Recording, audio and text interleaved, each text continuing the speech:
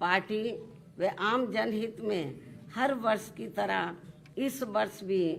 पूरे देश भर में आज मेरा जन्मदिन जन कल्याणकारी दिवस के रूप में मनाया जा रहा है, जिसके लिए मैं पार्टी के सभी लोगों का हार्दिक दिल से आभार प्रकट करती हूँ। साथ ही हमेशा की तरह आज भी मैं अपने जन्मदिन के मौके पर ये बताना जरूरी समझती हूँ कि हमारी पार्टी की रही सरकार ने देश में समय समय पर दलित एवं अन्य उपेक्षित वर्गों में जन्मे हमारे महान संतों, गुरुओं व महापुरुषों में भी खासकर महात्मा ज्योतिराव फूले,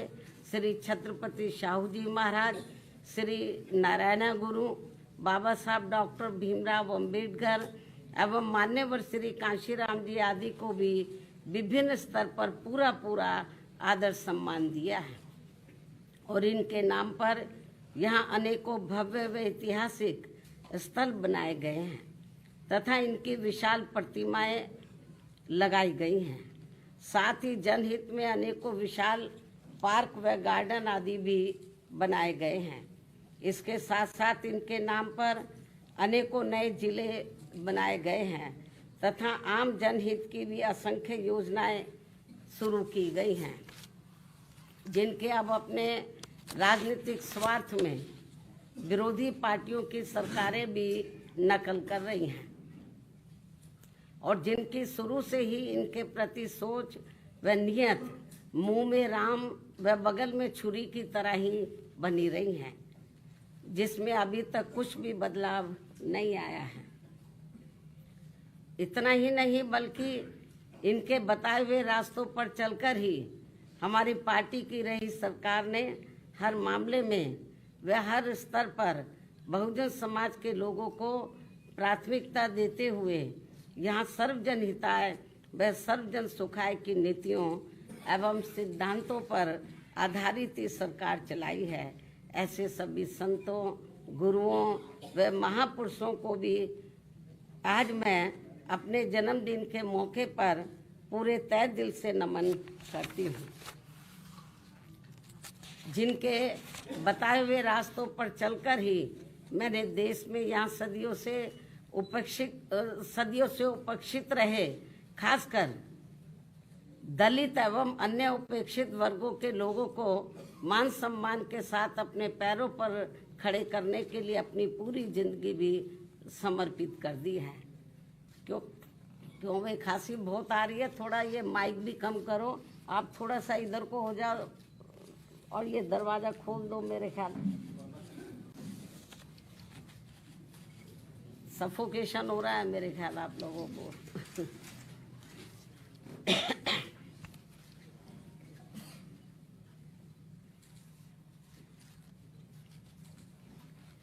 मैं आपको बता रही थी अभी जो हमारे संत गुरु और महापुरुष हुए हैं, जिन्होंने इस देश के खास तौर से दलित एवं जो अन्य वीकर सेक्शन के लोग हैं उनको पैरों पर खड़ा करने के लिए अपनी जिंदगी पूरी समर्पित कर दी है, तो उनको मैं नतमस्तक करती हूँ, नमन करती हूँ, जिनके बताए हुए रास्तों पर चलकर ही मैंने देश में यहाँ सदियों से उपेक्षित रहे खासकर दलित एवं अन्य उपेक्षित वर्गों के लोगों को मान सम्मान के साथ अपने पैरों पर खड़े करने के लिए अपनी पूरी जिंदगी भी समर्पित कर दी है। और जब तक मैं जिंदा रहूंगी और यदि अभी तक की तरह मेरा स्वास्थ्य भी बराबर ठीक बना रहता है, तो तब तक मेरा इन वर्गों के हित व कल्याण के लिए निरंतर प्रयास व संघर्ष आदि जारी रहेगा। और इस मामले में ना तो मैं कभी झुकने वाली हूँ तथा ना ही कभी किसी के दबाव व लालच आदि में आकर अपनी पार्टी की मूवमेंट से पीछे हटने वाली हूँ, जिसके लिए बीएसपी के जन्मदाता एवं संस्थापक मान्यवर श्री कांशीराम जी ने अपनी पूरी जिंदगी समर्पित कर दी है। इतना ही नहीं बल्कि इन्होंने अपने जीते जी हर मामले में मुझ पर पूरा भरोसा करके व मुझे अपना एकमात्र उत्तराधिकारी बनाकर इस पार्टी की संपूर्ण जिम्मेवारी भी मेरे कंधों पर सौंप दी है। जिसे मैं अपने जीते जी किसी भी कीमत पर पीछे नहीं जाने दूंगी, बशर्ते ईवीएम हमारी मुश्किलें और ज़्यादा ना बढ़ाता रहे। ये मैं अपनी पार्टी के लोगों को विश्वास दिलाना चाहती हूँ, लेकिन इसके लिए मैं उनसे पार्टी को हर स्तर पर पूरा सहयोग करने की भी पुरजोर अपील करती हूँ। वैसे मुझे पूरा भरोसा है कि इस मामले में पार्टी के लोग मुझे कतई भी निराश नहीं करेंगे। इसके साथ साथ यहाँ मैं ये भी कहना चाहूँगी कि पार्टी द्वारा हर वर्ष इनके मूवमेंट को आगे बढ़ाने के लिए विभिन्न स्तर पर जो भी प्रयास किए गए हैं और इस दौरान जो भी उतार चढ़ाव आए हैं तथा विरोधियों द्वारा बीएसपी को कमजोर करने के लिए जो भी षड्यंत्र रचे गए हैं, तो इन सब का पिछले 1 वर्ष का पूरा लेखा जोखा मेरी हर वर्ष आज के ही दिन अर्थात मेरे जन्मदिन के मौके पर जारी होने वाली पुस्तक मेरे संघर्षमय जीवन एवं बीएसपी मूवमेंट का सफरनामा में हिंदी व अंग्रेजी में वर्णित कर दिया जाता है, जो फिर ये पुस्तक पार्टी में विशेषकर नए जुड़े लोगों के साथ साथ वर्तमान युवा पीढ़ी व आगे आने वाली पीढ़ी के लिए भी पार्टी व मूवमेंट के हित में उन्हें सही मार्गदर्शन व प्रेरणा आदि देने का ये अति महत्वपूर्ण कार्य करेगी, जिसका 21वें हिंदी व अंग्रेजी संस्करण का मैं विमोचन करूं। लेकिन उससे पहले मैं मीडिया के माध्यम से पार्टी के लोगों को सावधानी के तौर पर यह बताना जरूरी समझती हूं कि देश में पार्टी की मूवमेंट को आगे बढ़ने से रोकने व कमजोर करने के लिए पिछले कुछ वर्षों से यहाँ कांग्रेस, बीजेपी व अन्य जातिवादी पार्टियां आए दिन किस्म किस्म के साम दाम दंड भेद आदि अनेकों हथकंडे इस्तेमाल करती रहती हैं, जिनका सही व समय से मुंह तोड़ जवाब देकर वे हर प्रकार की सावधानी बरतते हुए ही अपनी पार्टी के लोगों को पूरे देश में बीएसपी को हर स्तर पर मजबूत बनाना है और खासकर आबादी के हिसाब से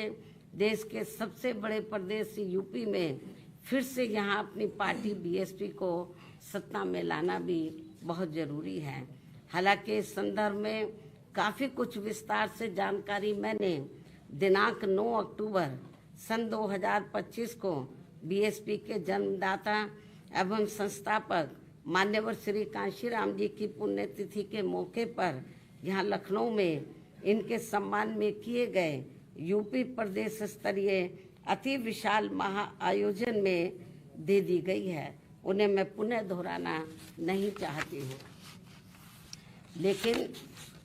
यहाँ यूपी की आम जनता को सजग व सचेत करने के उद्देश्य से ये कहना जरूरी समझती हूँ कि पिछले महीने सन 2025 में उत्तर प्रदेश विधानसभा के हुए शीतकालीन सत्र के दौरान राजधानी लखनऊ में अकेले बीजेपी के ही नहीं बल्कि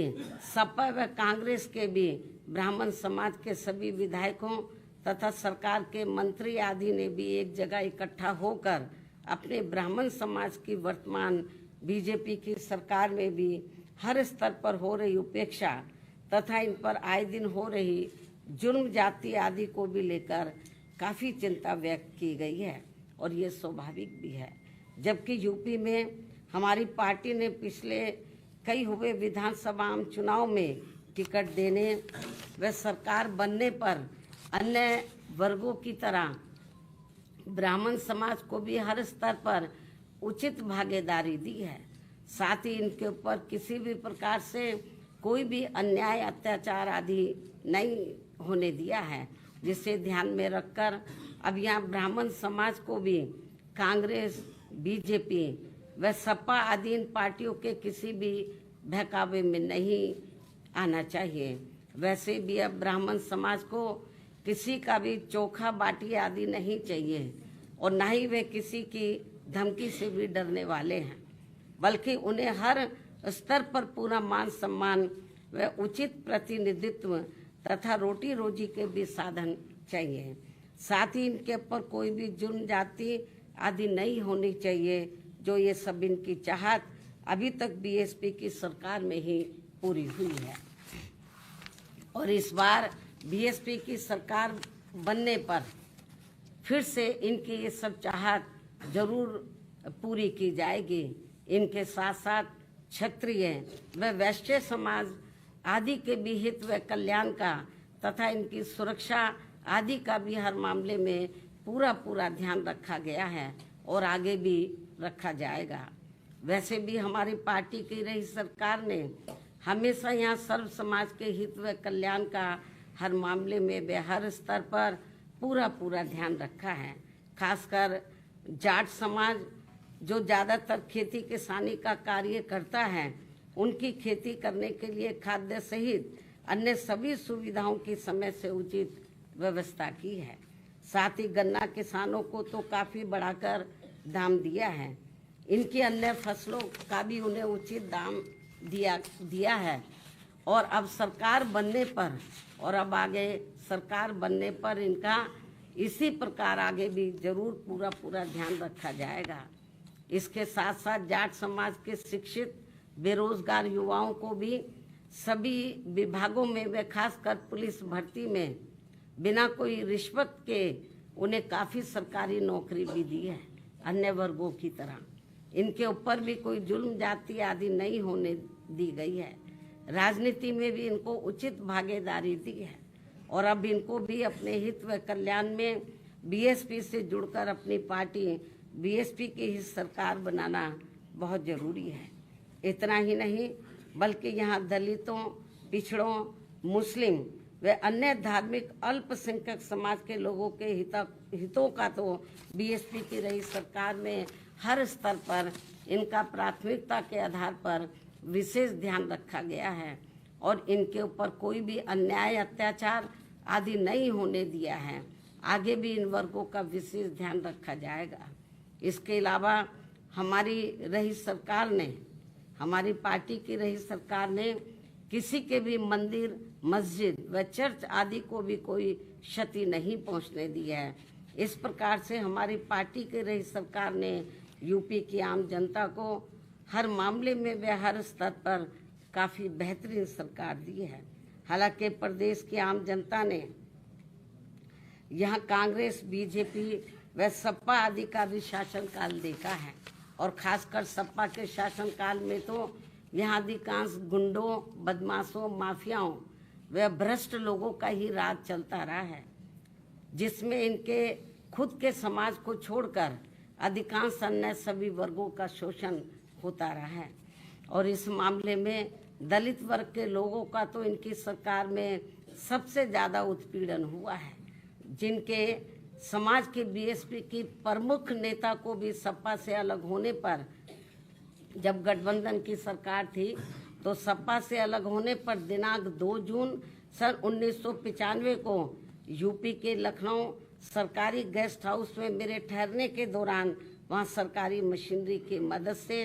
सपा के कई हजार गुंडों व बदमाशों आदि ने जो उस दिन मेरे ऊपर जानलेवा हमला करने का पूरा प्रयास किया है, ये सब भी किसी से छिपा नहीं है। इसके अलावा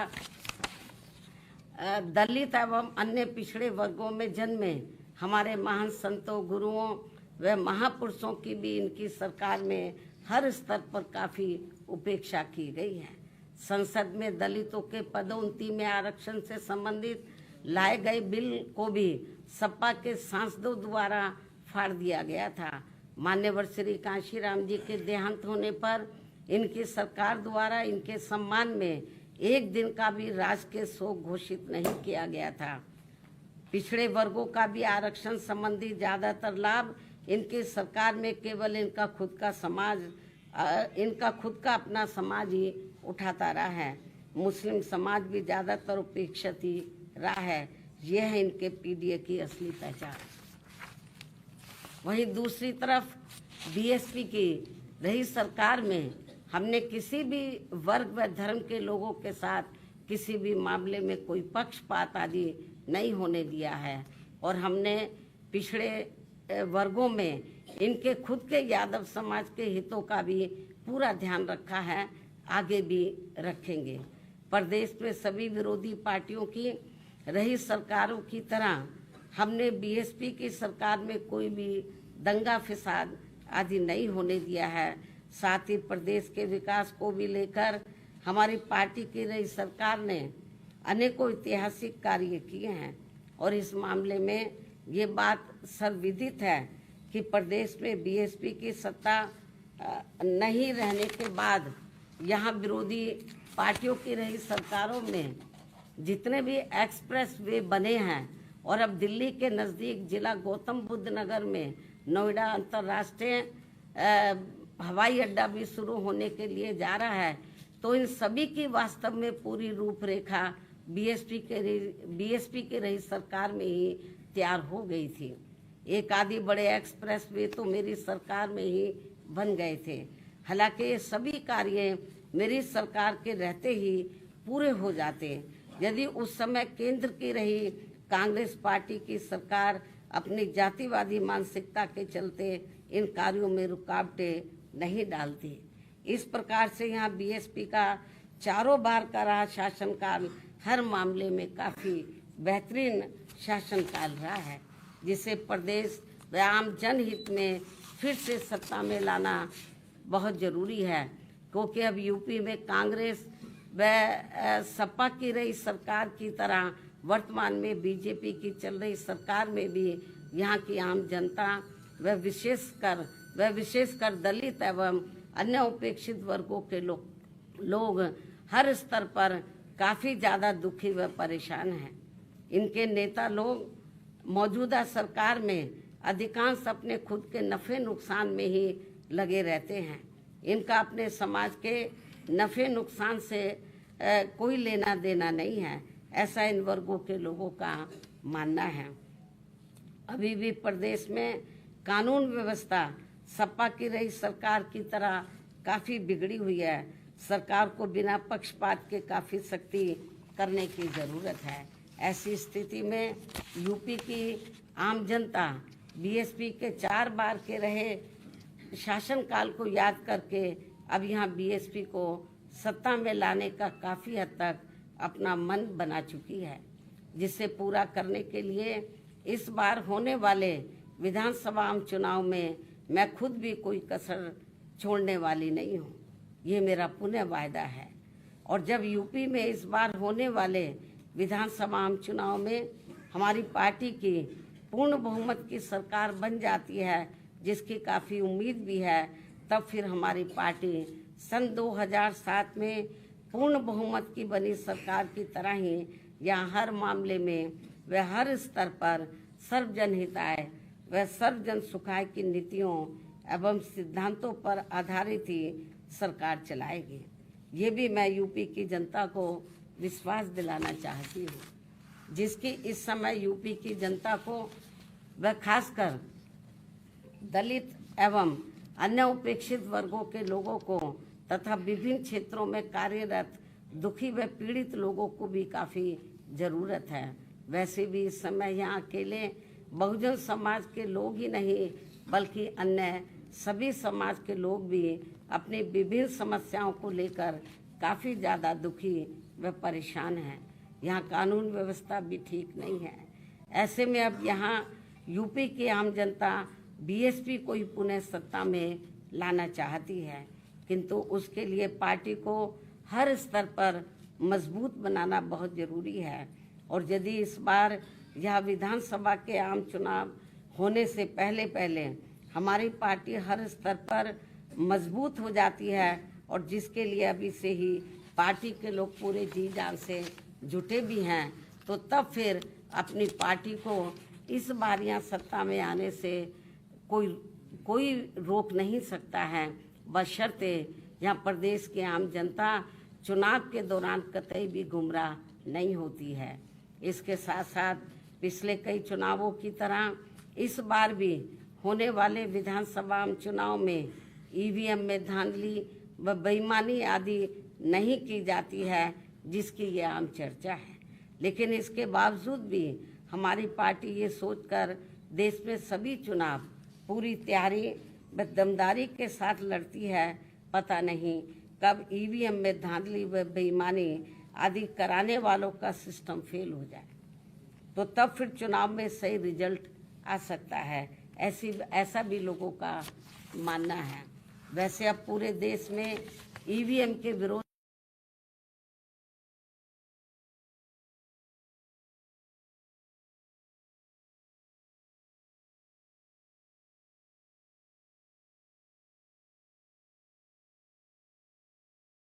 हो चुका है। यहाँ फिर मान्य कोर्ट द्वारा भी इसमें कुछ जरूरी परिवर्तन किए जा सकते हैं। इसलिए हमें उत्तर प्रदेश सहित पूरे देश में अपनी पार्टी को हर स्तर पर मजबूत बनाते रहना बहुत जरूरी है।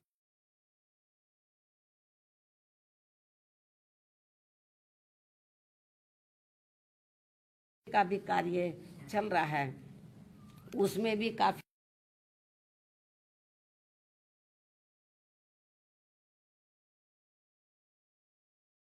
लोगों को काफी सजग रहना है और समय से ये कार्य पूरा भी करना है। इसके साथ ही जहां तक गठबंधन करके चुनाव लड़ने का सवाल है, तो इस संबंध में फिर से यहाँ मैं अपनी पार्टी का स्टैंड स्पष्ट कर देना चाहती हूँ कि हमारी पार्टी का गठबंधन करके चुनाव लड़ने के मामले में अभी तक का अधिकांश अनुभव यही रहा है कि गठबंधन करके चुनाव लड़ने से हमारी पार्टी को फायदा कम व नुकसान ज़्यादा होता है तथा इससे पार्टी का वोट प्रतिशत भी काफ़ी हद तक कम हो जाता है, जबकि बीएसपी से गठबंधन करके चुनाव लड़ने वाली पार्टी को पूरा फायदा पहुंच जाता है, क्योंकि गठबंधन में बीएसपी का खासकर दलित बेस वोट तो गठबंधन करने वाली पार्टी को पूरा ट्रांसफर हो जाता है, किंतु उनका विशेषकर